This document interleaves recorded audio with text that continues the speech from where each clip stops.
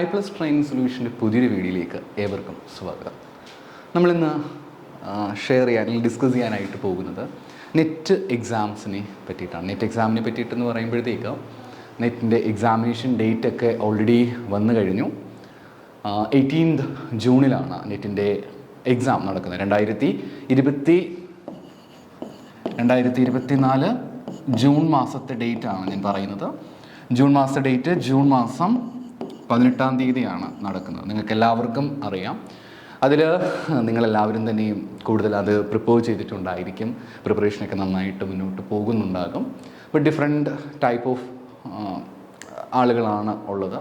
ചിലരൊക്കെ തുടക്കം മുതൽ തന്നെ പ്രിപ്പറേഷൻസ്, അതാണ്ട് ഡിസംബറിലെ എക്സാമിനേഷൻ കഴിഞ്ഞ സമയം മുതൽ തന്നെ ഒരു പ്രിപ്പറേഷൻ നടത്തിയിട്ടുള്ളവർ തീർച്ചയായിട്ടും ഉണ്ടായിരിക്കും.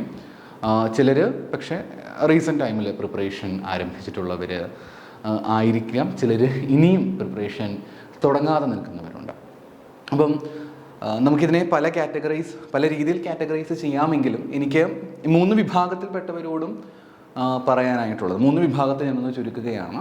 ഓൾറെഡി പ്രിപ്പറേഷൻ ആരംഭിച്ച് ഏതാണ്ടൊക്കെ പഠനം പൂർത്തിയായി റിവിഷനിലേക്ക് അല്ലെങ്കിൽ കടന്നിട്ടുള്ളവരുണ്ടായിരിക്കും. അത്തരത്തിലുള്ള ഏർലി ആയിട്ടുള്ള ആളുകൾ, അവരെ സംബന്ധിച്ച് നിങ്ങൾക്ക് ഇനിയുള്ള സമയം നിങ്ങൾ ചെയ്യേണ്ടത് മോക്ക് ടെസ്റ്റുകളും അതേപോലെ തന്നെ റിവിഷൻസിനുമാണ് നിങ്ങൾ കൂടുതൽ ഇമ്പോർട്ടൻസ് കൊടുക്കേണ്ടത്. അതായത് ഓൾറെഡി നിങ്ങളുടെ പോർഷൻസ് എല്ലാം കംപ്ലീറ്റ് ചെയ്ത് കഴിഞ്ഞുവെങ്കിൽ, ഫസ്റ്റ് പേപ്പറിൻ്റെ ആണെങ്കിലും സെക്കൻഡ് പേപ്പറിൻ്റെ ആണെങ്കിലും, ഞാനിവിടെ പറയാൻ പോകുന്നത് കൊമേഴ്സ് പേപ്പറിനെ പറ്റിയിട്ടാണ്. കൊമേഴ്സിൽ എങ്ങനെയായിരിക്കണം നിങ്ങളുടെ പ്രിപ്പറേഷൻ, അതിനെ പറ്റിയിട്ടാണ് ഞാൻ ഡിസ്കസ് ചെയ്യാനായിട്ട് ആഗ്രഹിക്കുന്നത്. അപ്പോൾ കൊമേഴ്സിൽ ഓൾറെഡി നിങ്ങൾ എല്ലാം പഠിച്ചു കഴിഞ്ഞിട്ടുണ്ട് എങ്കിൽ നിങ്ങൾക്ക് നിങ്ങളുടെ റിവിഷൻ ആരംഭിക്കേണ്ട സമയം ആയിരിക്കുന്നു. ഇനിയുള്ള സമയം നിങ്ങൾ റിവിഷന് വേണ്ടിയിട്ട് വേണം ഉപയോഗിക്കാനായിട്ട്. റിവിഷന് വേണ്ടി ഉപയോഗിക്കുമ്പോഴത്തേക്ക് നിങ്ങൾക്ക് 2 രീതിയിൽ കാര്യങ്ങൾ ചെയ്യാനായിട്ട് പറ്റും. ഇപ്പോൾ ഡെയിലി നിങ്ങൾ സമയം സ്പെൻഡ് ചെയ്യുന്നുണ്ടെങ്കിൽ, 5 മണിക്കൂർ നിങ്ങൾ സ്പെൻഡ് ചെയ്യാൻ നിങ്ങൾക്ക് സാധിക്കുന്നുണ്ടെങ്കിൽ, അതിൽ നിങ്ങൾ പുതിയ കാര്യങ്ങൾ ഓൾറെഡി പഠിച്ചു കഴിഞ്ഞു, എന്നാലും പുതിയ പല കാര്യങ്ങളും കൂടെ ആഡ് ചെയ്യണം എന്നുള്ളതുകൊണ്ട് കുറച്ചും കൂടെ റെഫർ ചെയ്യണമെന്ന് ആഗ്രഹിക്കുന്ന ആളുകൾ നിങ്ങളുടെ സമയത്തിൻ്റെ ഒരു 5 മണിക്കൂറാണെങ്കിൽ 2 മണിക്കൂർ മാത്രം പുതിയ കാര്യങ്ങൾ പഠിക്കാൻ വേണ്ടിയിട്ട് ശ്രമിക്കുക. ബാക്കി വരുന്ന 3 മണിക്കൂർ പഠിച്ച കാര്യങ്ങൾ റിവൈസ് ചെയ്യാനായിട്ട് ശ്രമിക്കുക. നിങ്ങൾ കൃത്യമായൊരു ടൈം ടേബിൾ സെറ്റ് ചെയ്തുകൊണ്ട്, കൊമേഴ്സ് മാത്രം പോരാ, കൂടാതെ ഫസ്റ്റ് പേപ്പറും ഉണ്ട്. അപ്പം കൃത്യമായിട്ട് നിങ്ങൾ സമയം കണ്ടെത്തി പുതിയ കാര്യങ്ങൾ പഠിക്കുന്നുണ്ടെങ്കിൽ അതിനുള്ള സമയം കുറച്ച് പഠിച്ച കാര്യങ്ങൾ ഉറപ്പ് വരുത്തുവാനായിട്ട് നിങ്ങൾ ശ്രമിക്കുക. കാരണം ഒരുപാട് പഠിച്ചിട്ടുണ്ടായിരിക്കും. ഡിസംബർ മാസം മുതൽ നമ്മൾ പഠിച്ചു തുടങ്ങുന്നതാണ്, അല്ലെങ്കിൽ ജാനുവരി മുതൽ പഠിച്ചു തുടങ്ങുന്നതാണ്, അല്ലെങ്കിൽ നിങ്ങൾ കുറേ സമയം കൊണ്ട് കുറേ കാര്യങ്ങൾ പഠിച്ച് കഴിഞ്ഞിട്ടുണ്ടായിരിക്കും. അപ്പോൾ ആ സമയത്ത് നിങ്ങൾ പഠിച്ച കാര്യങ്ങളെല്ലാം ഒന്നും കൂടെ ഒന്ന് റീകോൾ ചെയ്യാനായിട്ട്, കൂടാതെ പുതിയ കാര്യങ്ങൾ പഠിക്കുന്നുണ്ടെങ്കിൽ അതും കൂടെ ചെയ്യാനായിട്ടും, ഓൾറെഡി പഠിച്ച കാര്യങ്ങൾ റിവൈസ് ചെയ്യാനായിട്ട്, റീകോൾ ചെയ്യാനായിട്ട് ശ്രമിക്കുക. ഫസ്റ്റ് ഓഫ് ഓൾ നിങ്ങൾ റിവിഷൻ കൃത്യമായിട്ട് പൂർത്തിയാക്കുക. അതിനുശേഷം അതായത് പഠിച്ച കാര്യങ്ങളെല്ലാം ഒന്നും കൂടെ വായിച്ചൊന്ന് മനസ്സിലേക്ക് കൊണ്ടുവരിക. അതിനുശേഷം പ്രീവിയസ് ഇയർ ക്വസ്റ്റ്യൻസ് എല്ലാം സോൾവ് ചെയ്യുക. ലാസ്റ്റ് വരുമ്പോഴത്തേക്ക് നിങ്ങൾ മോക്ക് ടെസ്റ്റ് ചെയ്യുന്നത് നിങ്ങളെ സംബന്ധിച്ച് ഏറ്റവും അഡ്വാൻറ്റേജസ് ആയിട്ടുള്ള കാര്യമാണ്. ഞാനീ പറഞ്ഞു വരുന്നത് ഓൾറെഡി പോർഷൻസ് എല്ലാം പഠിച്ച് കഴിഞ്ഞിട്ടുള്ള ആളുകളെ സംബന്ധിച്ചാണ്. അവർ ഓൾറെഡി സെറ്റായിട്ടുണ്ടായിരിക്കും പ്രിപ്പറേഷന് വേണ്ടിയിട്ട്. നിങ്ങൾ ടെൻഷൻ അടിക്കേണ്ട കാര്യമേ ഇല്ല. നമ്മളിവിടെ മേക്ക് ഷുവർ ചെയ്യേണ്ട കാര്യം, നിങ്ങൾ പഠിച്ച കാര്യങ്ങൾ നിങ്ങൾ ഉറപ്പ് വരുത്തുക. നമ്മുടെ കയ്യിൽ നിന്ന് ഇനിയൊരു അബദ്ധം പറ്റിക്കൊണ്ട് നമ്മൾ പഠിച്ച കാര്യങ്ങൾ നഷ്ടപ്പെട്ടു പോകാനായിട്ട് ശ്രമിക്കാതെ ഉള്ളത് തന്നെ കൃത്യമായിട്ട് ഉറപ്പ് വരുത്തുവാനായിട്ട് ശ്രമിക്കുക. ഇനി രണ്ടാമത്തെ ഒരു കാറ്റഗറിപ്പെട്ട ആളുണ്ട്, അല്ലെങ്കിൽ ആളുകളാണ് ഞാനിനി പറയാൻ പോകുന്നത്. ശരിക്കും നമുക്ക് 2 കാറ്റഗറിയിൽ നിന്ന് പഠിക്കാം. ഒന്ന് ഓൾറെഡി കൃത്യമായിട്ടെല്ലാം പഠിച്ച് കഴിഞ്ഞിട്ടുള്ളവരും ഇനി പഠിക്കാനുള്ളവരും, അങ്ങനെ തരംതിരിക്കാനായിട്ട് പറ്റും. ഇനി പഠിക്കാനുള്ളവരുടെ കാര്യം എടുത്തു കഴിഞ്ഞാലും അതിൽ ഞാൻ 2 കാറ്റഗറീസ്, അല്ലെങ്കിൽ അതിനെ ഞാൻ 2 ആയിട്ട് ഡിവൈഡ് ചെയ്യാൻ ആഗ്രഹിക്കുകയാണ്. ഒന്ന്, കുറേയൊക്കെ പഠിച്ചു, ഇനി കുറച്ച് ഭാഗങ്ങൾ കൂടി കവർ ചെയ്യാനായിട്ടുണ്ട്, ചില ബാക്ക്ലോഗ്സുകളൊക്കെ വന്നിട്ടുണ്ട്. അപ്പം അങ്ങനെ ഉള്ള ആളുകൾ ഉണ്ടായിരിക്കും. ചിലർ ജസ്റ്റ് പഠിച്ചു തുടങ്ങിയിട്ടുള്ളതേ കാണൂ, അല്ല എങ്കിൽ പഠിച്ചു തുടങ്ങിയിട്ടുണ്ടായിരിക്കില്ല, എക്സാമിൽ രജിസ്റ്റർ ചെയ്തിട്ടുണ്ട്, ഇനി വേണം പഠിച്ചു തുടങ്ങാനായിട്ട് എന്നുള്ള ആളുകളുമുണ്ട്. അപ്പം ആദ്യമേ ഞാൻ ഓൾറെഡി കുറച്ചെങ്കിലും പഠിച്ചു നിർത്തിയിട്ടുള്ള ആളുകൾക്ക് ഉള്ളൊരു ഗൈഡൻസ് നൽകാം. നിങ്ങൾ പഠിച്ചു തുടങ്ങിയിട്ടുള്ള ആളുകളെ സംബന്ധിച്ച് ഇപ്പോൾ ഓൾറെഡി നിങ്ങൾ ചില മൊഡ്യൂൾസുകളെങ്കിലും കൊമേഴ്സിൽ കവർ ചെയ്തിട്ടുണ്ടായിരിക്കും. എക്സാമ്പിൾ പറയുകയാണെങ്കിൽ ചിലപ്പോൾ നിങ്ങൾ ആദ്യത്തെ ഒരു 2 മൊഡ്യൂൾസോ അല്ലെങ്കിൽ 3-4 മൊഡ്യൂൾസൊക്കെ നിങ്ങൾ കവർ ചെയ്തിട്ടുണ്ടായിരിക്കും. അങ്ങനെയാണെങ്കിൽ നിങ്ങൾ നേരത്തെ ഞാൻ ഓൾറെഡി പഠിച്ചു കഴിഞ്ഞ ഏർലി ബേർഡ് ആയിട്ടുള്ള ആളുകളോട് പറഞ്ഞതുപോലെ തന്നെ ആണ് നിങ്ങളോടും പറയാനായിട്ട് ആഗ്രഹിക്കുന്നത്. നിങ്ങൾ കൃത്യമായിട്ട് പുതിയ കാര്യങ്ങൾ പഠിക്കുന്നതിനൊപ്പം തന്നെ നിലവിലുള്ള കാര്യങ്ങൾ കുറച്ചും കൂടി റിവൈസ് ചെയ്യാനുള്ള സമയം കണ്ടെത്താനായിട്ട് ശ്രമിക്കുക. അപ്പം ഞാൻ നിങ്ങളോട് സജസ്റ്റ് ചെയ്യുക, നിങ്ങളിപ്പോൾ 5 മണിക്കൂർ നിങ്ങൾ ശരിക്കും ഈ ഒരു രണ്ടാമത്തെ കാറ്റഗറി വരുന്ന ആൾക്കാരെ സംബന്ധിച്ച് ഇതാണ് കാറ്റഗറി 2 എന്ന് പറയും കേട്ടോ. ഇതാണ് കാറ്റഗറി 2. കാറ്റഗറി 1 നമ്മൾ ഓൾറെഡി ഡിസ്കസ് ചെയ്ത് കഴിഞ്ഞു. ഇനി കാറ്റഗറി 3 ഉണ്ട്, അവരെ നമുക്ക് ഡിസ്കസ് ചെയ്യാം. അവർക്ക് കുറച്ചും കൂടെ കൂടുതൽ ആയിട്ടും അവർ ശ്രദ്ധിക്കേണ്ടതായിട്ടുണ്ട്. സോ അവർക്ക് അതിൻ്റെതായിട്ടുള്ള സിഗ്നിഫിക്കൻസ് ഉണ്ട് നമ്മുടെ ഈ ഡിസ്കഷനിൽ. അപ്പം കാറ്റഗറി 2 വിട്ട ആൾക്കാർ ഓൾറെഡി കുറച്ച് പോർഷൻസ് എങ്കിലും തീർത്തിട്ടുണ്ടായിരിക്കും. ഇങ്ങനെയുള്ള ആളുകൾ മസ്റ്റായിട്ടും നിങ്ങളെ കൊണ്ട് പറ്റുമെങ്കിൽ ഡെയിലി കൊമേഴ്സിന് വേണ്ടി തന്നെ ഒരു 6 മണിക്കൂറോ 7 മണിക്കൂറോ എങ്കിലും നിങ്ങൾ സ്പെൻഡ് ചെയ്യാനായിട്ട് ശ്രദ്ധിക്കുക. ഇങ്ങനെ സ്പെൻഡ് ചെയ്യുന്ന സമയത്ത് ഒരു 6 hours ആണ് നിങ്ങളെ കൊണ്ട് സ്പെൻഡ് ചെയ്യാൻ, കൊമേഴ്സിന് വേണ്ടി സ്പെൻഡ് ചെയ്യാനായിട്ട് പറ്റുന്നതെങ്കിൽ നിങ്ങൾ എന്ത് ചെയ്യുക, നിങ്ങൾ ആദ്യത്തെ 2 മണിക്കൂർ അല്ലെങ്കിൽ നമുക്ക് ലഭിച്ചിരിക്കുന്ന 2 മണിക്കൂർ നിങ്ങൾ റിവിഷന് വേണ്ടിയിട്ടും 4 മണിക്കൂർ സ്റ്റഡീസിന് വേണ്ടിയിട്ടും ഉപയോഗപ്പെടുത്തുക. ഇവിടെ വരുന്ന ആൾക്കാർ, കാറ്റഗറി 1 വരുന്ന ആൾക്കാരെ സംബന്ധിച്ച് നിങ്ങൾ ഇത്രയും അധികം ആയിട്ടും സമയം കണ്ടെത്താൻ പറ്റുകയാണെങ്കിൽ ഏറ്റവും നല്ലതായിരിക്കും. അല്ല എങ്കിൽ നിങ്ങൾ ഇവിടെ ഈ കാറ്റഗറി 1 വരുന്ന ഓൾറെഡി പഠിച്ച് കംപ്ലീറ്റ് ആയ ആൾക്കാർക്ക് റിവിഷന് കൂടുതൽ ഇമ്പോർട്ടൻസ് കൊടുക്കുക. കാറ്റഗറി 2 പെട്ട ആൾക്കാർക്ക് സ്റ്റഡീസിനും റിവിഷനും ഓൾറെഡി ഇമ്പോർട്ടൻസ് കൊടുക്കുക. പിന്നെ കാറ്റഗറി 2 വരുന്ന ആൾക്കാർ പ്രത്യേകം ശ്രദ്ധിക്കേണ്ട കാര്യം, നമുക്കിനി സമയം അധികമായിട്ടില്ല. അപ്പോൾ ഇനി നിങ്ങൾ പഠിക്കാനുള്ള പോർഷൻസ് എല്ലാം വളരെ ഡെപ്തായിട്ട് പോയി പഠിച്ചേ പറ്റൂ എന്ന് നിങ്ങൾ വാശി പിടിക്കാനായിട്ട് പാടില്ല. എനിക്കറിയാം അത്രയും ഡെപ്തായിട്ട് പഠിക്കാൻ പറ്റിയില്ല എങ്കിൽ നെറ്റ് കിട്ടുമോ ഇല്ലയോ എന്നൊക്കെയുള്ള സംശയം നിങ്ങൾ തീർച്ചയായിട്ടും ഉണ്ടായിരിക്കും. പക്ഷെ നിങ്ങൾ ഓർക്കേണ്ട ഒരു കാര്യം, നമുക്കിനി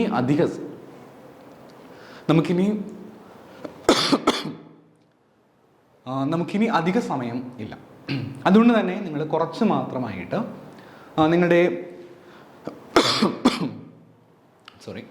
നമുക്കിനി അധിക സമയം പഠിക്കാനായിട്ടില്ല. അപ്പം ഉള്ള സമയം ഏറ്റവും ഫലപ്രദമായിട്ട് ഉപയോഗിക്കുക. അതല്ലാത്ത പക്ഷം നിങ്ങൾക്ക് എന്ത് സംഭവിക്കും, നിങ്ങൾ ഏതെങ്കിലും ചില ഭാഗങ്ങളിലേക്ക് മാത്രമായിട്ട് നിങ്ങളുടെ പഠനം മാറ്റേണ്ടതായിട്ട് വരും.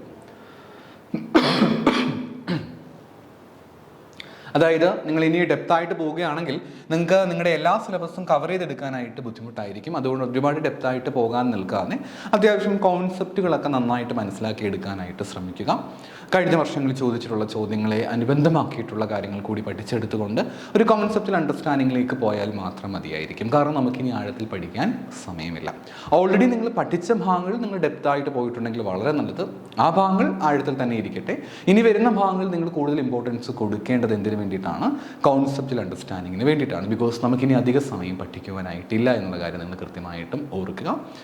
അതുകൊണ്ട് നിങ്ങൾ കോൺസെപ്റ്റുകൾ ക്ലിയർ ആക്കി വെക്കാനായിട്ട് ശ്രമിക്കും. അത് വെച്ചുകൊണ്ട് നമുക്ക് പല കാര്യങ്ങളിലും ആൻസേഴ്സിലേക്ക് പോകാനായിട്ട് പറ്റും. പിന്നെ അതോടൊപ്പം നിങ്ങൾ സ്റ്റഡീസ് നിങ്ങൾ കണ്ടിന്യൂ ചെയ്യേണ്ടതായിട്ടുണ്ട്. റിവിഷനും അതേപോലെ പ്രാധാന്യം കൊടുക്കുക. ആദ്യം എല്ലാം ഒന്ന് പഠിച്ച് തീർക്കുക. അതിനുശേഷം പ്രീവിയസ് ഇയർ ക്വസ്റ്റ്യൻസ് നന്നായിട്ട് വർക്കൗട്ട് ചെയ്യുക. ദെൻ നിങ്ങൾ എന്ത് ചെയ്യുക, നിങ്ങളുടെ മോക്ക് ടെസ്റ്റുകൾ പരമാവധി അറ്റൻഡ് ചെയ്യുകയാണെങ്കിൽ നിങ്ങൾക്ക് നല്ല രീതിയിൽ തന്നെ എക്സാം അറ്റൻഡ് ചെയ്യാനായിട്ട് പറ്റുന്നതായിരിക്കും. നിങ്ങളിൽ തന്നെ നിങ്ങളൊരു ആത്മവിശ്വാസം കൊണ്ടുവരേണ്ടതായിട്ടുണ്ട്. പിന്നെ എപ്പോഴും ഏത് കാറ്റഗറിപ്പെട്ട ആൾക്കാരാണെങ്കിലും നിങ്ങൾ 100-ൽ 100 മാർക്ക്, എനിക്ക് 100-ൽ 100 മാർക്ക് നെറ്റിന് കിട്ടണം എന്ന് ആഗ്രഹിച്ചുകൊണ്ട്, അല്ലെങ്കിൽ ആഗ്രഹിക്കുന്നതിൽ തെറ്റൊന്നുമില്ല, പക്ഷേ നമുക്ക് തന്നെ അറിയാമല്ലോ 100-ൽ 100 എന്നൊക്കെ നമ്മൾ പ്ലാൻ ചെയ്ത് വെക്കുമ്പോൾ നമ്മുടെ എക്സ്പെക്ടേഷൻ ലെവൽ കൂടുതലായിരിക്കും. നമ്മളതനുസരിച്ച് സ്ട്രെസ്ഡ് ആയിട്ട് വരാനും സാധ്യതയുണ്ട്. അങ്ങനെ നിങ്ങൾ ചിന്തിക്കേണ്ട, നിങ്ങളുടെ മാക്സിമം നിങ്ങൾ കൊണ്ടുവന്നാൽ മതിയായിരിക്കും. നമുക്ക് ഏതാണ്ട് 55 മാർക്ക് കിട്ടിയാൽ തന്നെ UGC നെറ്റ് ജനറൽ കാറ്റഗറി ആണെങ്കിൽ പോലും നമുക്ക് ക്ലിയർ ചെയ്യാനായിട്ട് പറ്റും. JRFലേക്ക് വരികയാണെങ്കിൽ 60 മാർക്ക് 61, 62 ആ റേഞ്ചിലേക്ക് വന്നാൽ JRF നിങ്ങൾക്ക് ട്രാക്ക് ചെയ്യാനായിട്ട് സാധിക്കും. പിന്നെ അങ്ങോട്ടും പ്ലസ് മൈനസും ഒക്കെ ഉണ്ടായിരിക്കും. എന്നാലും ഏതാണ്ട് ഒരു 60 അല്ലെങ്കിൽ 65, 68 ആ റേഞ്ചിലൊക്കെ വരും JRF. അതുകൊണ്ട് ഈ 100-ൽ 100 മാർക്ക് കിട്ടണം എന്ന് കരുതിക്കൊണ്ടോ, അല്ലെങ്കിൽ ഭയങ്കരമായിട്ട് നിങ്ങളെ തന്നെ പ്രഷറൈസ് ചെയ്ത് കൊടുത്തുകൊണ്ട് കാര്യങ്ങൾ ചെയ്യാതെ ചെയ്യാനുള്ള കാര്യം ഒന്ന് ചെയ്യുക. പിന്നീട് നമുക്ക് റിസൾട്ടിനെ പറ്റിയിട്ട് ആകുലപ്പെടാം. എക്സാം എല്ലാം എഴുതി ശാന്തമായിട്ട് വന്ന ശേഷം നമുക്ക് പിന്നെയും റിസൾട്ട് വരാൻ ദിവസങ്ങളുണ്ടായിരിക്കുമല്ലോ. നിങ്ങൾക്ക് റിസൾട്ടിനെ പറ്റി അത്രയും ടെൻഷൻ അടിക്കണം എന്ന് ആഗ്രഹിക്കുന്നുണ്ടെങ്കിൽ, അല്ലെങ്കിൽ ആഗ്രഹമുണ്ടെങ്കിൽ അതിനുശേഷം നമുക്ക് അതിനെപ്പറ്റി ചിന്തിക്കുകയും ടെൻഷൻ അടിക്കുകയും ചെയ്യാം. ഈ സമയത്ത് നിങ്ങൾ ടൈം ടേബിൾ സെറ്റ് ചെയ്തിട്ട് ഓരോ ദിവസം ചെയ്യേണ്ട കാര്യം എന്താണോ അത് കൃത്യമായിട്ട് ചെയ്തങ്ങ് പോയാൽ മാത്രം മതി.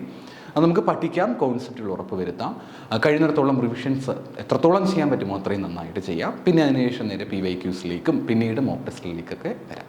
ഇനി ഒരു കാറ്റഗറിപ്പെട്ട, അല്ലെങ്കിൽ ഇനി ഒരു കാര്യം കൂടെ നിങ്ങൾ ശ്രദ്ധിക്കാനായിട്ട് ഉള്ളത്, അതായത് മൂന്നാമത്തെ കാറ്റഗറിപ്പെട്ട ആൾക്കാരെ കൂടി അത്തരം ആളുകൾ നിങ്ങൾ പ്രത്യേകമായിട്ട് ശ്രദ്ധ കൊടുക്കേണ്ടതായിട്ടുണ്ട്. കാരണം നിങ്ങൾ ഒരു പക്ഷേ ഇതുവരെയും ആരംഭിച്ചിട്ടുണ്ടായിരിക്കത്തില്ല, അല്ലെങ്കിൽ മുമ്പ് എപ്പോഴോ എന്തെങ്കിലുമൊക്കെ ആരംഭിച്ചിട്ടുണ്ടായിരിക്കും, പിന്നീട് ഗ്യാപ്പ് വന്നിട്ടുണ്ട്. ഇപ്പം ഓർത്ത് നോക്കുമ്പോഴത്തേക്കും മുമ്പ് പഠിച്ച കാര്യങ്ങളൊന്നും ഓർമ്മയിലേക്ക് വരാതെ നിൽക്കുന്ന ആളുകളുണ്ടായിരിക്കും. അങ്ങനെയുള്ള കുട്ടികളെയും നമുക്കറിയാം. അപ്പം അവരെ സംബന്ധിച്ച് അവർക്ക് ഇനിയുള്ള ദിവസങ്ങൾ നിർണായകമാണ്. അപ്പം എന്നോട് ചോദിക്കുകയാണ്, ഞങ്ങൾ ഇതുവരെയും ഒന്നും പഠിച്ചു തുടങ്ങിയിട്ടില്ല, ഇതുവരെ ഒന്നും തുടങ്ങിയിട്ടില്ല, അല്ലെങ്കിൽ മുമ്പ് എപ്പോഴൊക്കെയോ കഴിഞ്ഞ പ്രാവശ്യങ്ങളിലൊക്കെ പഠിച്ച സമയത്ത് എന്തൊക്കെയോ എവിടെയൊക്കെയോ ഞങ്ങൾ നോക്കിയിട്ടുണ്ടായിരുന്നു, പക്ഷേ ഇപ്പോൾ എടുത്ത് നോക്കുമ്പോൾ എനിക്ക് ഒന്നും ഓർമ്മയിലില്ല. ഇനിയുള്ള ദിവസങ്ങൾ ഞാൻ പ്രിപ്പയർ ചെയ്ത് കഴിഞ്ഞാലും എനിക്ക് നെറ്റ് ലഭിക്കുമോ അല്ലെങ്കിൽ JRF ലഭിക്കുമോ എന്ന് ചോദിച്ചു കഴിഞ്ഞാൽ, എന്നോട് നിങ്ങൾ അങ്ങനെ ചോദിക്കുകയാണെങ്കിൽ തീർച്ചയായിട്ടും ഞാൻ പറയും, ഇനി നിങ്ങൾ ശ്രമിച്ചാലും തീർച്ചയായിട്ടും നെറ്റും JRFും ലഭിക്കുന്നതാണ്. ഇനിയും നമുക്ക് സമയമുണ്ട്, ഒന്നും വൈകിയിട്ടില്ല. കൃത്യമായിട്ട് പഠിക്കണം, സിസ്റ്റമാറ്റിക്കായിട്ട് പഠിക്കണം എന്ന് മാത്രമേ ഉള്ളൂ.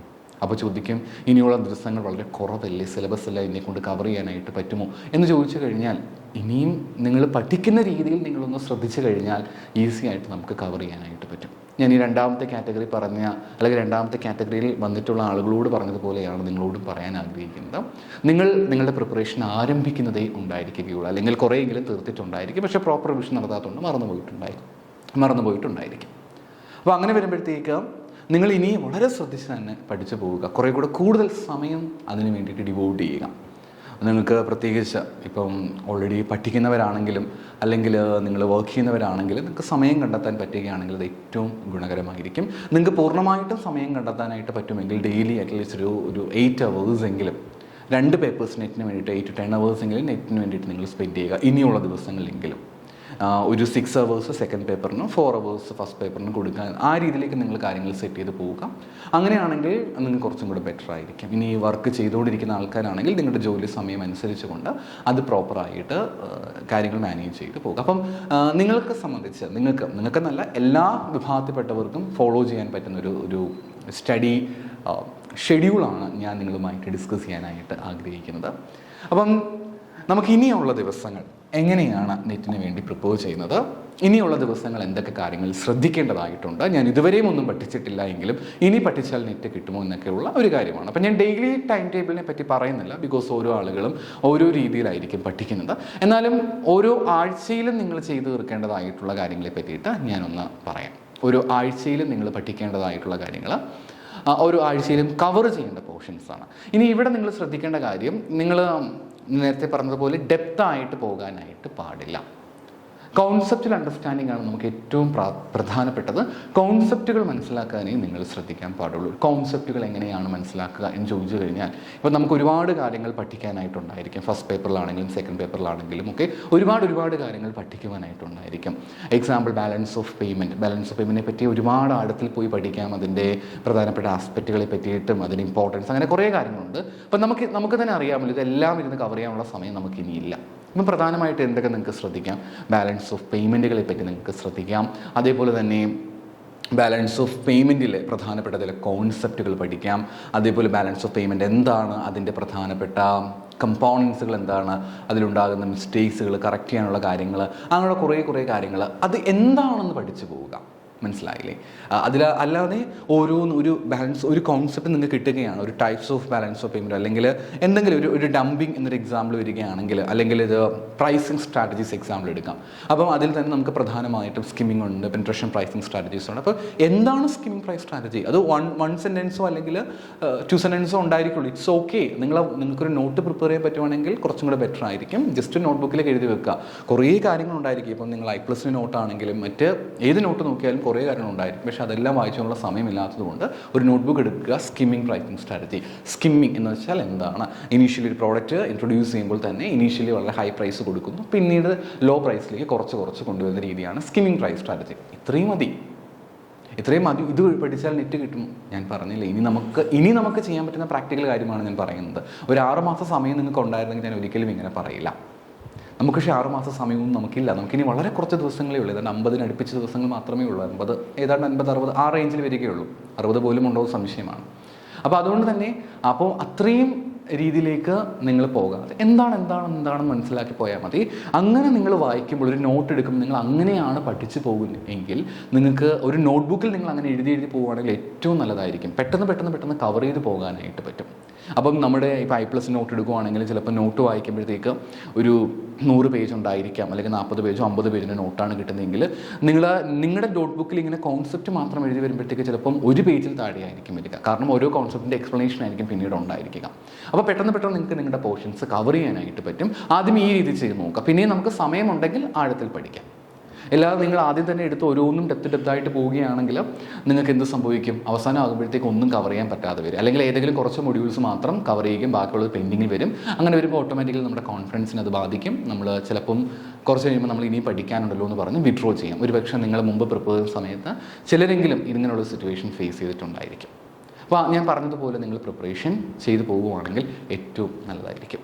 അപ്പോൾ ആ രീതിയിൽ നിങ്ങൾ പഠിക്കുകയാണെങ്കിൽ നിങ്ങൾക്ക് സ്കിപ്പ് ചെയ്ത് പഠിക്കാനായിട്ട് പറ്റും. ഈ സ്കിമ്മിങ് പോലെ തന്നെ നമുക്ക് സ്കിപ്പ് ചെയ്ത് പഠിച്ചു പോകാനായിട്ട് പറ്റും. ആ രീതി ഒന്ന് ഫോളോ ചെയ്ത് നോക്കുക. ഇതുവരെ അങ്ങനെ ചെയ്തിട്ടില്ലാത്തവർ ഈ രീതി ഒന്ന് ഫോളോ ചെയ്ത് നോക്കും. നിങ്ങളുടെ കോൺഫിഡൻസ് വർദ്ധിക്കാൻ നിങ്ങൾക്ക് കാണാനായിട്ട് പറ്റും.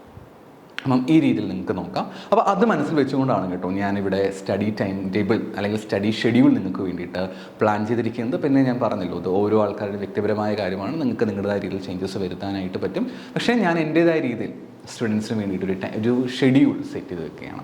അപ്പം ഇത് നിങ്ങൾക്ക് ചെയ്യാനായിട്ട് സാധിക്കുന്നത് ഒരു സ്കെഡ്യൂളിൻ്റെ അടിസ്ഥാനത്തിലായിരിക്കും. സ്കെഡ്യൂൾ എന്ന് പറയുമ്പോഴത്തേക്ക് ഇവിടെ ശ്രദ്ധിക്കേണ്ട കാര്യം, നിങ്ങൾക്ക് ഓരോ ആഴ്ചയിലും നിങ്ങൾ കവർ ചെയ്യേണ്ട പോർഷൻസ് ഉണ്ടായിരിക്കും. അപ്പോൾ നമ്മളിവിടെ എപ്പോഴും ഫോളോ ചെയ്യുന്നത് വീക്കായിട്ടുള്ള വീക്ക്ലി പ്ലാൻസ് ആയിരിക്കും നിങ്ങൾക്ക് തരിക. ഒരു വീക്കിൽ നിങ്ങൾ എത്ര മൊഡ്യൂൾസ് കവർ ചെയ്യേണ്ടതായിട്ടുണ്ട് എന്നുള്ളതാണ്.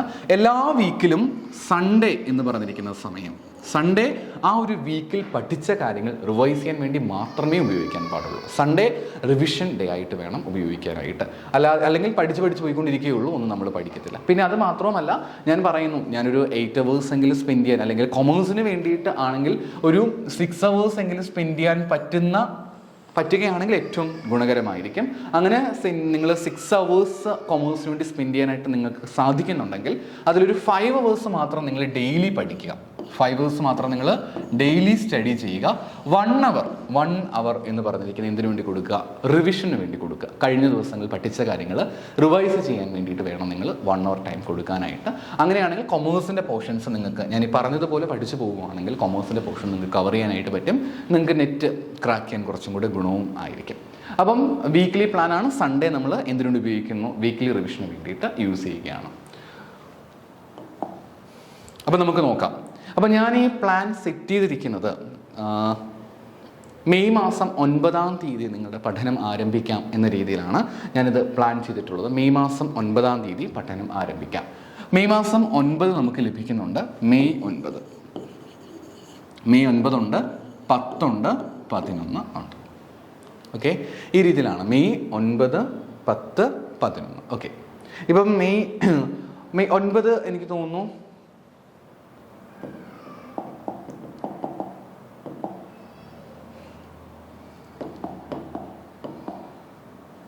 ഓക്കെ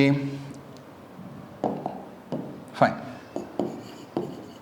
ഇപ്പോൾ മെയ് 9 വരാൻ പറ്റുന്നില്ല എങ്കിൽ നിങ്ങൾ ഒരു കാര്യം ചെയ്യുക, മെയ് 10 എടുക്കാം. മെയ് 10 എടുത്തു കഴിഞ്ഞാലും ഈ ആഴ്ചയിലെ പോർഷൻ നമുക്ക് കവർ ചെയ്യാവുന്നതേ ഉള്ളൂ. മെയ് 10, 11, 9-ാം തീയതി ആരംഭിക്കാൻ പറ്റുകയാണെങ്കിൽ അത്രയും അഡ്വാൻറ്റേജസ് ഉണ്ടായിരിക്കും. അല്ല 10-ാം തീയതി ആണെങ്കിൽ അതാണ്, 10-ാം തീയതി തുടങ്ങിയാലും മതിയായിരിക്കും. മെയ് 10, 11 നമുക്ക് നോക്കാം. മെയ് 10, 11 തീയതികളിൽ നിങ്ങൾ പഠിക്കേണ്ട പോർഷൻ എന്ന് പറഞ്ഞിരിക്കുന്നത് ബിസിനസ് എൻവയോൺമെൻറ്റ് അല്ലെങ്കിൽ കൊമേഴ്സിലെ മൊഡ്യൂൾ 1 ആണ് നിങ്ങൾ കവർ ചെയ്യേണ്ടത്. മൊഡ്യൂൾ 1 കവർ ചെയ്യണം. ഈ 2 ദിവസം കൊണ്ട് മൊഡ്യൂൾ 1 കവർ ചെയ്യാൻ പറ്റുമോ എന്ന് ചോദിച്ചാൽ ഞാൻ പറഞ്ഞതുപോലെ നിങ്ങൾ കോൺസെപ്ച്വൽ കാര്യങ്ങൾ ഫോളോ ചെയ്താൽ മതിയായിരിക്കും. കോൺസെപ്റ്റുകളാണ് ഫോക്കസ് ചെയ്യുന്നതെങ്കിൽ തീർച്ചയായിട്ടും കവർ ചെയ്യാനായിട്ട് പറ്റും. ഒരുപാട് കാര്യങ്ങൾ നമ്മുടെ ഇപ്പം I+ൻ്റെ ക്ലാസ്സിലാണെങ്കിലും ഒരുപാട് കാര്യങ്ങൾ ഡിസ്കസ് ചെയ്യുന്നുണ്ട്. കോൺസെപ്റ്റുകൾ അടിസ്ഥാനമാക്കി പോയാൽ മതിയായിരിക്കും. വേൾഡ് ബാങ്കിൻ്റെ കോൺസെപ്റ്റുകൾ എങ്ങനെയാണ്? എന്താണ് വേൾഡ് ബാങ്ക്? എന്നാണ് സ്ഥാപിതമായത്? എവിടെയാണ് സ്ഥാപിതമായിട്ടുണ്ടായിരുന്നത്? എന്താണ് അതിൻ്റെ പ്രധാനപ്പെട്ട ഫങ്ഷൻ? ചിലപ്പോൾ അതിൽ കൂടുതൽ ഫങ്ഷൻസ് ഉണ്ടായിരിക്കാം. നമുക്കത് സെക്കൻഡ് റീഡിങ്ങിൽ ഉപയോഗിക്കാം. നിങ്ങൾ ആ ഒരു ദിവസം, ഈ 2 ദിവസം കൊണ്ട് നിങ്ങൾക്ക് ഫസ്റ്റ് മൊഡ്യൂൾ കംപ്ലീറ്റ് ചെയ്ത് കഴിഞ്ഞാൽ ബാക്കിയുള്ള ഫംഗ്ഷൻസും ഡീറ്റെയിൽ പിന്നീട് നോക്കാം. പക്ഷേ എന്താണ് മേജർ ഫംഗ്ഷൻ എന്നുള്ള കാര്യം ആദ്യ റീഡിങ്ങിൽ തന്നെ നിങ്ങൾ വായിച്ചിട്ടുണ്ടായിരിക്കണം, പഠിച്ചിട്ടുണ്ടായിരിക്കണം. അങ്ങനെ നിങ്ങൾ എന്ത് ചെയ്യുക? മെയ് മാസം 10, 11 തീയതികളായിട്ട് അത് കവർ ചെയ്യുക. 9-ാം തീയതി സ്റ്റാർട്ട് ചെയ്യാൻ പറ്റുവാണെങ്കിൽ കുറച്ചും കൂടെ ബെറ്റർ ആയിരിക്കും. അല്ലെങ്കിൽ 10-ാം തീയതി, 11-ാം തീയതി ആയിട്ട് 2 ദിവസങ്ങളായിട്ട് നിങ്ങൾ എന്ത് കവർ ചെയ്യുക? ഈ പറഞ്ഞിരിക്കുന്ന മൊഡ്യൂൾ ഫസ്റ്റ് നിങ്ങൾ കവർ ചെയ്യാനായിട്ട് പ്രത്യേകം ശ്രദ്ധിക്കാം. സോ അതിനുശേഷം ഈ 2 മൊഡ്യൂൾസ് നമുക്ക് ഈ ഫസ്റ്റ് മൊഡ്യൂൾ നമുക്ക് ഈസി ആയിട്ട് കവർ ചെയ്യാനായിട്ട് പറ്റും. അങ്ങനെയാണെങ്കിൽ നമുക്ക് എന്ത് ചെയ്യാനായിട്ട് സാധിക്കും? നമുക്ക് മെയ് 12-ാം തീയതി ആകുമ്പോഴത്തേക്ക് നിങ്ങൾക്ക് ഈ ഒരു മൊഡ്യൂളിൻ്റെ റിവിഷൻ നടത്താനായിട്ട് പറ്റും. ഒറ്റ മൊഡ്യൂളേ ഉള്ളൂ, ഫസ്റ്റ് വീക്ക് ആണല്ലോ, അതുകൊണ്ട് തന്നെ നിങ്ങൾ ഈ രീതിയിൽ ഫോക്കസ് ചെയ്താൽ മതിയായിരിക്കും. മെയ് 9, 10, 11 ആണെങ്കിൽ ഏറ്റവും നല്ലതാണ്. എന്നാൽ 9-ാം തീയതി സ്റ്റാർട്ട് ചെയ്യാൻ ബുദ്ധിമുട്ടുള്ളവർക്ക് 10-ാം തീയതിയോ 11-ാം തീയതിയോ ആരംഭിച്ച് കഴിഞ്ഞാലും ബുദ്ധിമുട്ടില്ല. അങ്ങനെയാണെങ്കിൽ നിങ്ങൾക്ക് സുഖമായിട്ടും മൊഡ്യൂൾ 1 ഈസി ആയിട്ട് നിങ്ങൾക്ക് കവർ ചെയ്തെടുക്കാനായിട്ട് പറ്റും. ഇതിനേക്കാളും മുന്നേ നിങ്ങൾക്ക് സ്റ്റാർട്ട് ചെയ്യാൻ സാധിക്കുന്നുണ്ടെങ്കിൽ ഇറ്റ്സ് ഗുഡ്. പക്ഷേ അറ്റ്ലീസ്റ്റ് ഞാൻ മീൻസ് ഒരുപാട് ലേറ്റായിട്ട് കാണുന്നവരാണെങ്കിൽ പോലും, തുടങ്ങുന്നവരാണെങ്കിൽ പോലും അവർക്കും കൂടെ വേണ്ടിയിട്ടാണ് ഞാൻ ഈ മെയ് 9 എന്ന് പറഞ്ഞ ഡേറ്റ് ഇട്ടിരിക്കുന്നത്. നിങ്ങൾക്ക് ഇതിന് മുന്നേ സ്റ്റാർട്ട് ചെയ്യാൻ സാധിക്കുവാണെങ്കിൽ ഏറ്റവും നല്ലതാണ്. അറ്റ്ലീസ്റ്റ് നിങ്ങൾ മെയ് 9-ാം തീയതി മുതലെങ്കിലും, ഇനി അതും പറ്റില്ലെങ്കിൽ 10-ാം തീയതി മുതലെങ്കിലും സ്റ്റാർട്ട് ചെയ്യുന്നുണ്ടെങ്കിൽ 10-11 നിങ്ങൾക്ക് സ്റ്റാർട്ട് ചെയ്യാൻ പറ്റും. ഇതിന് മുന്നേ നിങ്ങൾ സ്റ്റാർട്ട് ചെയ്താലും ഏറ്റവും നല്ലതായിരിക്കും. അപ്പം മെയ് 12-ാം തീയതി അതിൻ്റെ റിവിഷൻ കൃത്യമായിട്ട് ചെയ്യുക. ഈ ഒരു മൊഡ്യൂളിൻ്റെ റിവിഷൻ മാത്രം കൃത്യമായിട്ട് ചെയ്യുക. ഇനി അടുത്തത് മെയ് മാസം 13 മുതൽ 18-ാം തീയതി വരെയുള്ള അടുത്തൊരാഴ്ചയുണ്ട്, 2-ാമത്തെ വീക്ക്. 2-ാമത്തെ വീക്കിൽ നിങ്ങൾ കവർ ചെയ്യേണ്ട പോർഷൻസ് അതിൻ്റെ കണ്ടിന്യൂഷനായിട്ട് നമുക്ക് പറഞ്ഞു പോകാവുന്നേ ഉള്ളൂ. 2nd module, 3rd module, 4th module, 2nd, 3rd, 4th module cover ചെയ്യുക. 19-ലേക്ക് വരുമ്പോഴത്തേക്ക്, 19-ാം തീയതിയിലേക്ക് വരുമ്പോഴത്തേക്ക് ഈ മൊഡ്യൂളിൻ്റെ റിവിഷൻ കൃത്യമായിട്ട് ചെയ്യുക. ഈ മൊഡ്യൂളിൻ്റെ റിവിഷൻ 2nd, 3rd, 4th കോൺസെപ്റ്റുവലായ രീതിയിൽ വേണം പഠിക്കുവാനായിട്ട്. ഒരു വീക്കുണ്ട്, ഏതാണ്ട് 6 ദിവസം സമയം നിങ്ങൾക്ക് ലഭിക്കും. 2 ദിവസം ഇത് നിങ്ങൾ ഡിവോട്ട് ചെയ്ത് കഴിഞ്ഞാലും ഓരോന്നും കവർ ചെയ്തെടുക്കാൻ എളുപ്പമായിരിക്കും. ഇതുകൊണ്ടാണ് ഇപ്പോൾ നമുക്ക് ഡെയിലി ഓരോന്നിന് 2 ദിവസം വീതം നമുക്ക് അലോട്ട് ചെയ്ത് കൊടുക്കാം. അതുകൊണ്ടാണ് കഴിഞ്ഞ ആഴ്ച ഞാൻ 2 ദിവസമായിട്ട് മാറ്റിയത്. അതിന് മുന്നേ തുടങ്ങുവാണെങ്കിൽ അത്രയും നല്ലതായിരിക്കും. മെയ് 13 to 18 ആണെങ്കിൽ 2nd, 3rd, 4th നിങ്ങൾക്ക് സ്റ്റാർട്ട് ചെയ്യാനായിട്ട്, നിങ്ങൾക്കത് കംപ്ലീറ്റ് ചെയ്യാനായിട്ട് പറ്റും. 19-ലേക്ക് വരുമ്പോഴത്തേക്ക് എന്ത് ചെയ്യാം? റിവിഷൻ നടത്താം, റിവിഷനിലേക്ക് പോകാം. ദെൻ അതിനുശേഷം 20-ാം തീയതി മുതൽ ഉള്ള ദിവസങ്ങളുണ്ട്. 20, 21, 22, 23, 24, 25-ാം തീയതി വരെയുള്ള ദിവസങ്ങളിൽ അടുത്ത ആഴ്ചയിലേക്ക് വരുമ്പോഴത്തേക്ക് നിങ്ങൾക്ക് 5, 6, 7 മൊഡ്യൂൾസ് കവർ ചെയ്യാം. അതേപോലെ 26-ാം തീയതിയിലേക്ക് വരുമ്പോഴത്തേക്ക് അതിൻ്റെ റിവിഷനും കൃത്യമായിട്ട് നടത്തുക. 26-ാം തീയതിയിലേക്ക് വരുമ്പോഴത്തേക്ക് അതിൻ്റെ റിവിഷനും ചെയ്യുക. ദെൻ അതിനുശേഷം അടുത്ത ഫസ്റ്റ് വീക്ക് കഴിഞ്ഞു, 2nd വീക്ക് കഴിഞ്ഞു, 3rd വീക്ക് കഴിഞ്ഞു. ദെൻ 4th വീക്കിലേക്ക് നമുക്ക് വരാം. വീക്ക് 4 27-ാം തീയതി ആരംഭിക്കാം. 27, 28, 29, 30, 31 ജൂൺ മാസം ഫസ്റ്റ് ഈ ഒരാഴ്ച. ആ ഒരാഴ്ചയിലേക്ക് വരുമ്പോഴത്തേക്ക് നമുക്ക് ഇനിയുള്ള പോർഷൻസ്, ഇനിയുള്ളതെന്ന് പറയുമ്പോഴത്തേക്ക് നമ്മളിപ്പോൾ ഓൾറെഡി 7 വരെ കവർ ചെയ്ത് കഴിഞ്ഞു. അപ്പോൾ ഇനി ഏതൊക്കെയാണുള്ളത്?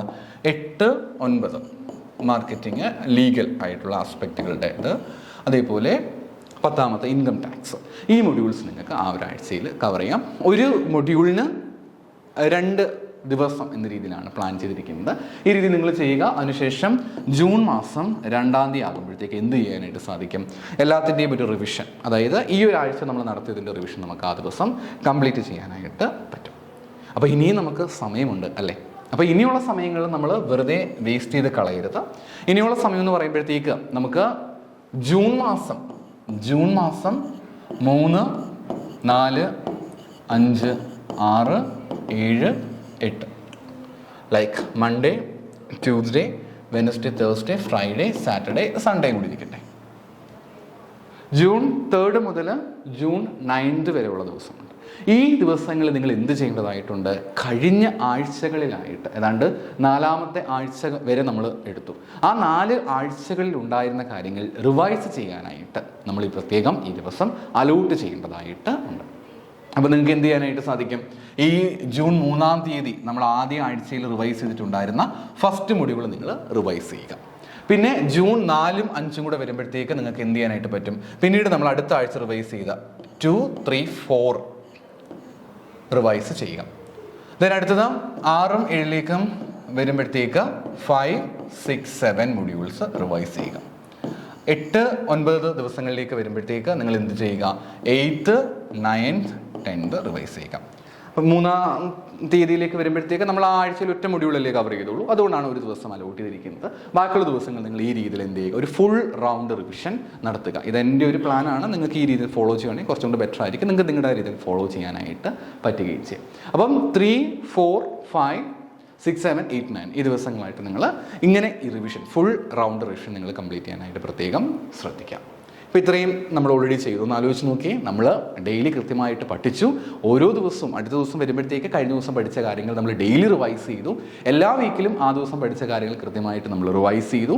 അതുകൂടാതെ ലാസ്റ്റ് ജൂൺ മാസത്തിന് ആദ്യം തുടങ്ങിയപ്പോൾ തന്നെ നമ്മൾ എന്ത് ചെയ്ത് കഴിഞ്ഞു, ഒരാഴ്ചയിലേക്കുള്ള അല്ലെങ്കിൽ അത്രയും നമ്മൾ പഠിച്ച കാര്യങ്ങൾ ഒരാഴ്ചയിലേക്ക് ചേർന്ന് നമ്മൾ റിവൈസ് ചെയ്യുകയും ചെയ്തു. എല്ലാ കാര്യങ്ങളും നമ്മൾ ഓൾറെഡി റിവൈസ്. ഇപ്പോൾ നിങ്ങൾക്ക് എന്തുണ്ടായി, നിങ്ങൾക്കിപ്പോൾ കൃത്യമായിട്ടും ഒരു കോൺസെപ്റ്റിൽ ക്ലാരിറ്റി ഡെഫിനറ്റ് ആയിട്ടും ലഭിച്ചിട്ടുണ്ടായിരിക്കും. എന്താണ് നല്ല രീതിയിൽ അത്യാവശ്യം കോൺസെപ്റ്റുകൾ പഠിച്ചു പോയിട്ടുണ്ടെങ്കിൽ ഉറപ്പായിട്ടും നിങ്ങൾക്ക് കോൺസെപ്റ്റിൽ ക്ലാരിറ്റി തീർച്ചയായിട്ടും ലഭിച്ചിട്ടുണ്ടായിരിക്കും. ഇനിയാണ് നമ്മുടെ നെറ്റിലേക്ക് നിങ്ങളെ നയിക്കുന്ന കാര്യങ്ങളിലേക്ക് വരുന്നത്.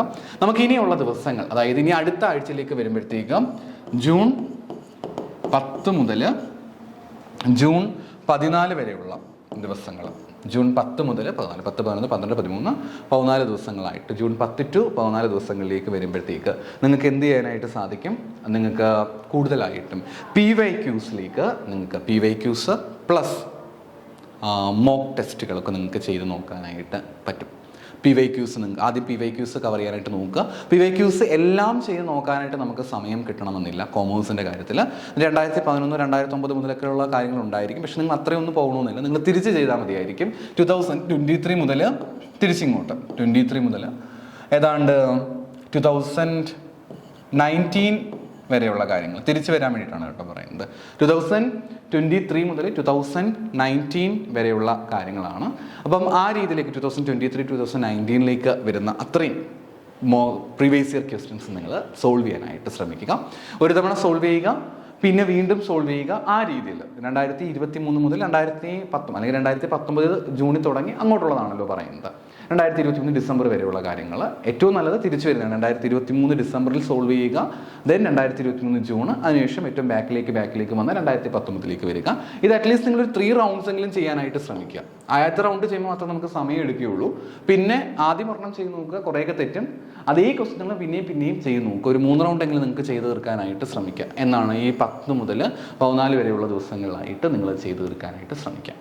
ഇനി നമുക്ക് സമയമുണ്ട്. എക്സാമിന് ഇനിയും എത്രയുണ്ട്, 15, 16, 17 തീയതികളുണ്ട്. അപ്പോൾ ഞാൻ പറഞ്ഞ പോലെ PYQs നിങ്ങൾ കൃത്യമായിട്ട് കവർ ചെയ്യുക. അതിനുശേഷം മോക്ക് ടെസ്റ്റിലേക്ക് വരാനായിട്ട് പറ്റും. ആദ്യം PYQs നോക്കുക മാക്സിമം, പിന്നെയും ടൈം ഉണ്ടെങ്കിൽ മോക്ക് ടെസ്റ്റിലേക്ക് നിങ്ങൾക്ക് പോകാനായിട്ട് പറ്റും. ഇനി 10 മുതൽ 14 കാര്യമാണ് ഞാനിപ്പോൾ ഓൾറെഡി പറഞ്ഞു കഴിഞ്ഞത്. നമുക്കിനി എക്സാമിന് ഏതൊക്കെ ഡേറ്റ് ഉണ്ട്, 15 ഉണ്ട്, 16 ഉണ്ട്, 17 ഉണ്ട്. 17-ാം തീയതിയൊക്കെ ആകുമ്പോഴത്തേക്ക് നമ്മളെല്ലാവരും ഒരു ഫുൾ റിവിഷനിലേക്ക് തന്നെ പോകേണ്ടതായിട്ട് വരുന്നുണ്ട്.